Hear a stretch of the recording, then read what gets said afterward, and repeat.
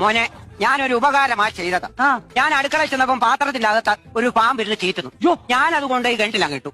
Cooker കൊണ്ട് കിണറ്റിലിട്ട് ഇരിക്കുക.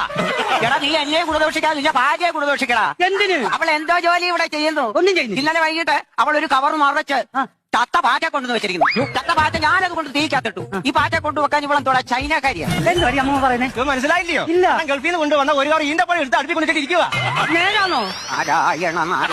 ഈ കയറും പൊട്ടിച്ച് നിങ്ങൾ എവിടെ പോവാ? വീട് തന്നെ ചാകും. എടാ എന്റെ മുതുക് പൊട്ടിയിരിക്കുവാ, നീ നോക്കാൻ. അയ്യോ അരി നിനക്ക് അമ്മ ആശുപത്രി ഒന്നും കൊണ്ടുപോകത്തില്ലേ? ആശുപത്രി കൊണ്ടുപോയി ഞാൻ. കൊണ്ടുപോയി മോനെ ഇതൊന്ന് നോക്കാം. വേണ്ട അത് എത്ര അല്ലേ? ഇതിന്റെ അകത്ത് എവിടെങ്കിലും ഒരു കഷ്ണം ഇറച്ചി നിനക്കൊന്ന് കാണിക്കാമോ?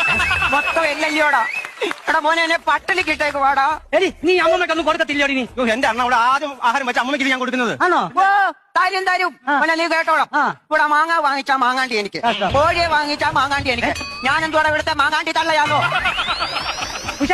നീ മാങ്ങാണ്ടി തള്ള